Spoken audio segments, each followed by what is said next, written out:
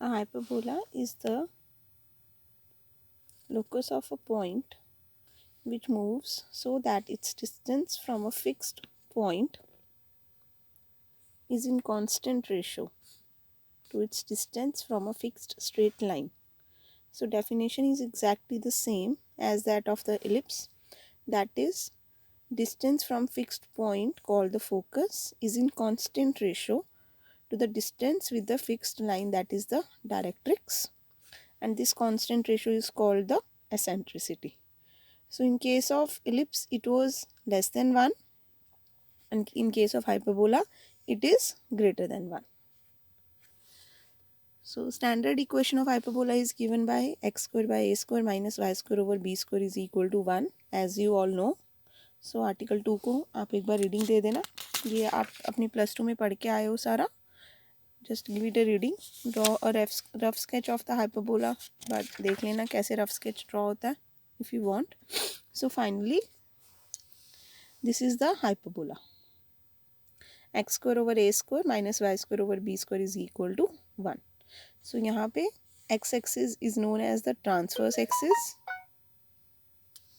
y axis is known as the conjugate axis. Then let us see this table. Equation of transverse axis is y0 and length of transverse axis is 2a. Equation of conjugate axis is x is equal to 0, that is y axis, and length is 2b.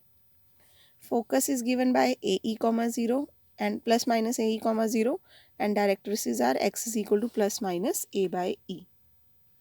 Then lateral equations are x is equal to plus minus ae. Length of latest rectum is 2b square by a. Center is given by 0 comma 0, and asymptotes are y is equal to plus minus b by a x. So asymptotes is a new concept in this chapter. तो ये asymptotes की equations कैसे आती हैं ये हम detail में भी पढ़ेंगे अभी आगे चैप्टर में. तो अभी के लिए आप बस इतना याद रख लो. Later on we will discuss them in detail. So this is the hyperbola. Then दूसरा ये वाला hyperbola होता है जो अगर आपका x एक्सिस कॉन्जुगेट एक्सिस है और y axis transverse axis, so y square over a square minus x square over b square is equal to 1. So basically जो पहले आता है एक्सिस हमारा वो ट्रांसवर्स एक्सिस होता है, जो बाद में आता है वो कॉन्जुगेट एक्सिस होता है. सो x square over a square के लिए ये एक्स एक्सिस ट्रांसवर्स एक्सिस है, Y square over a square है तो वाई एक्सिस हमारा ट्रांसवर्स एक्सिस बन गया. तो अकॉर्डिंगली फोकाई भी वाई एक्सिस पे चले जाएंगी, डायरेक्ट्रिसेस भी इधर आ जाएंगी, सेंटर इधर, सब कुछ अकॉर्डिंगली आपका चेंज हो जाएगा. Now what is rectangular hyperbola or equilateral hyperbola? It is the one in which length of the semi-major axis is equal to the, sorry not major, in which the length of the semi-transverse axis is equal to the length of semi-conjugate axis. So that means a square is equal to b square हो जाता है, तो a square आ गया. So x square minus y square equal to a square is the equation of rectangular hyperbola और equilateral hyperbola. इसको भी हम थोड़ा आगे जाके पढ़ेंगे और डिटेल में. अब अगर आपको इसकी एसेंट्रिसिटी निकालनी है तो एसेंट्रिसिटी का क्या फॉर्मूला होता है. इलिप्स के लिए हमारे पास एसेंट्रिसिटी होती थी b square over a square is equal to 1 minus e square. This is the eccentricity for ellipse, क्योंकि इलिप्स में हमारी जो एसेंट्रिसिटी थी वो लेस देन 1 थी, तो यहाँ पे 1 माइनस ई स्क्वायर आता था. तो ये वाली टर्म पॉजिटिव होनी चाहिए ना, क्योंकि इधर स्क्वायर है. So in case of hyperbola b square over a square is equal to e square minus 1. This is the result for hyperbola because now eccentricity is greater than 1. So इसी को use करके rectangular hyperbola की eccentricity find की है. B square is equal to a square into e square minus 1. तो ये a square equal to b square है, वो पुट करके ये कैंसिल हो गया. So eccentricity is under root 2. So eccentricity of rectangular hyperbola is always under root 2. So let us start with the first example. Find the equation to the hyperbola whose eccentricity is 2, focus is 2 comma 0 and whose directrix is x minus y equal to 0. So आपको focus given है और directrix की equation given है. So we will simply use the definition of the hyperbola. Let P be any point on the hyperbola and S be the focus and Zm be the directrix. Then by definition SP is equal to E times PM. ठीक है. सो कुछ नहीं, इन्होंने ये बोला है यहाँ पे, late P be any point on the hyperbola, S be the focus and ZM be the directrix. तो यहाँ पे जो डायरेक्ट्रिक्स है इसको Z बोल देते हैं हम, और यहाँ से जब परपेंडिकुलर ड्रॉ करते हैं तो M। So ZM be the directrix, join SP from P and draw PM perpendicular ZM. So by definition SP is equal to E times PM. So ये डिस्टेंस फार्मूला लगा के SP फाइंड कर लिया और ये परपेंडिकुलर डिस्टेंस के फॉर्मूले से PM फाइंड किया। सो स्क्वायरिंग करके सॉल्व किया। This is the required equation of the hyperbola. Second part है, find the equation to the hyperbola, refer to its axis as axis of coordinates, means transverse and conjugate axis are axis x axis and y axis only, whose conjugate axis is 5, that means length of conjugate axis is given to be 5, that means 2b is given to be 5, and which passes through the point 1, -2। तो क्योंकि centre जो है वो origin पे ही है, तो standard equation of the hyperbola is x square over a square minus y square over b square equal to 1। Since conjugate axis is 5, that means 2b is equal to 5, b की value आ गई। Now this hyperbola passes through the point 1, -2, तो इसको satisfy करेगा। 1 over a square minus 4 over b square equal to 1. So 1 by a square is equal to 1 plus 4 by b square, और b की value यहाँ से 25/4 put कर दिया। इसकी हेल्प से 1 by a square मिल गया। ये 1 by a square और 1 by b square आप यहाँ सब्सटीट्यूट करोगे तो you will get the required equation of the hyperbola. Next है, the foci of a hyperbola coincide with the foci of the ellipse.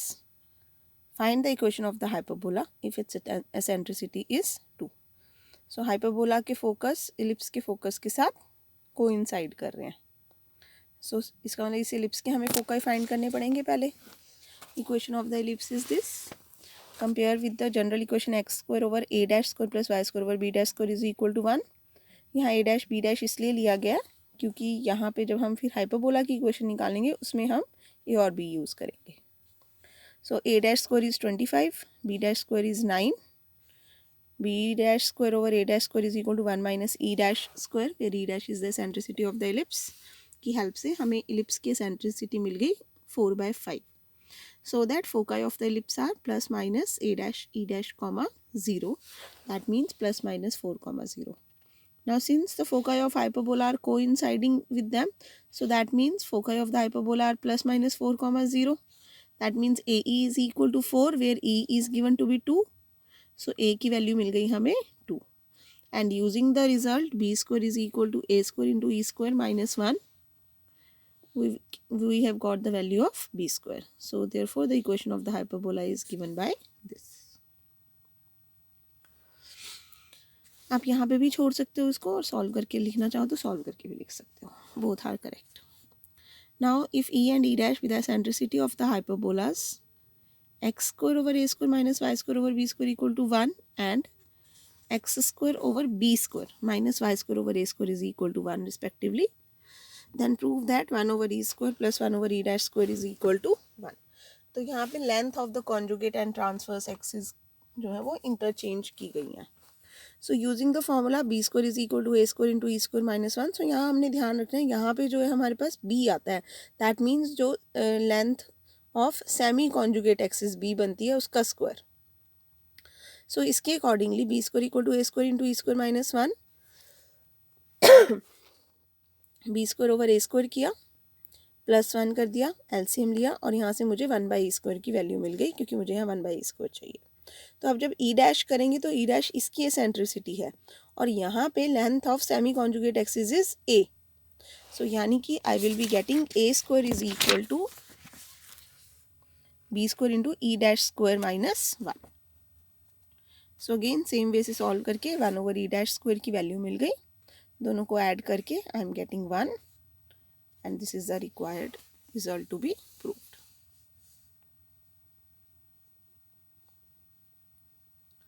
Next है fourth example. Find eccentricity, coordinates of foci and ends of lattice rectum of the hyperbola. तो बहुत easy है, इसको standard form में करने के लिए यहाँ पे 1 होना चाहिए, वो ऑलरेडी है, सो 9 को नीचे ले जाएंगे तो a स्क्वायर और b स्क्वायर मिल गया हमें। ये फॉर्मूला यूज़ करके एसेंट्रिसिटी मिल गई, स्क्वायर मिल गया 10, so eccentricity is under root 10. Now we have to, eccentricity हमने फाइंड कर ली. Now we have to find foci. Foci are given by plus minus AE comma 0, that is plus minus A, and eccentricity is A is 1/3 and eccentricity is under root 10, so plus minus under root 10/3 comma 0. उसके बाद चाहिए हमें ends of the latest rectum.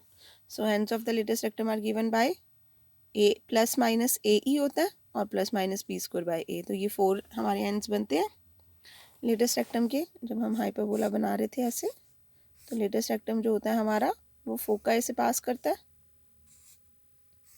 और उसकी length होती है 2B square by A. तो यहाँ पे AE कॉमा 0 है, सो यहाँ आ जाएगा AE comma B square by A and AE comma minus B square by A. यहाँ पे है माइनस AE कॉमा 0, तो ये बनेगा minus AE comma B square by A and minus AE comma minus B square by A. So ये 4 ends of the latus rectum आ गए हमारे पास. सो AE और B की वैल्यू आप पुट करोगे तो you will get the ends of the latus rectum. Now next example is example number 5. Find the equation of the directrix, center, foci of hyperbola. So ऐसे क्वेश्चन भी हम पहले कर चुके हैं. Since there is no mixed term, so rotation of axis की ज़रूरत नहीं है. We have to just shift the origin to eliminate the linear term. So उसके लिए हम completing the square वाला मेथड यूज़ करते हैं. completing the square करने के लिए x वाली टर्म्स को कलेक्ट करेंगे और y वाली को करेंगे. कॉन्स्टेंट टर्म को उधर ले गए, यहाँ से 16 कॉमन लेने के बाद कंप्लीटिंग द स्क्वायर किया, 9 कॉमन लेने के बाद कंप्लीटिंग द स्क्वायर किया, प्लस माइनस किया टर्म्स को. सो यहाँ पे प्लस 16 किया तो इधर भी प्लस 16 एंड इधर माइनस 36 हुआ तो इधर भी minus 36. So finally this is the equation. 144 से डिवाइड भी कर दिया उन्होंने. Now put x minus y is equal to x dash and y minus 2 is equal to y dash, और हम कैपिटल एक्स से कैपिटल वाई भी पुट कर सकते हैं, whatever you like. So this equation becomes this now. Now this is the standard equation of the hyperbola. So a square is 9, b square is 16, a और b मिल गया. ये formula use करने से eccentricity मिल गई. Now for this hyperbola centre is हमें find करना है directrix, centre and foci. So centre is given by x dash 0 and y dash 0. So यहाँ पे जब x डैश और y डैश को 0 करेंगे तो we will get the values of small x and small y. So centre for the given hyperbola is 1,2. Similarly, for this hyperbola, foci are given by x dash is equal to plus minus AE and y dash is equal to 0. So, x dash की value find कर लो. ये plus minus 5 आ रहा है और y dash 0 है. सो ये values यहाँ पे पुट करेंगे 5 और 0, तो हमें अकॉर्डिंगली स्मॉल x और स्मॉल y की वैल्यूज़ मिल गई. सो 6,2 and minus 4,2 are the required foci of the given hyperbola. Now equation of directrices are given by simply x dash is equal to plus minus a by e. So a by e करने से ये बन रहा है 9/5. So x dash की value put की x minus 1. So small x is equal to small x minus 1 is equal to plus minus 9/5 और 5x minus 5 is equal to plus minus 9. So एक बार जब plus 9 होगा तो 5x minus 14 equal to 0. जब minus 9 होगा तो 5x plus 4 equal to 0 are the required equations of the directrices for the given hyperbola. So easy examples हैं बिल्कुल इसके. नेक्स्ट है हमारे पास एक्सरसाइज 7A.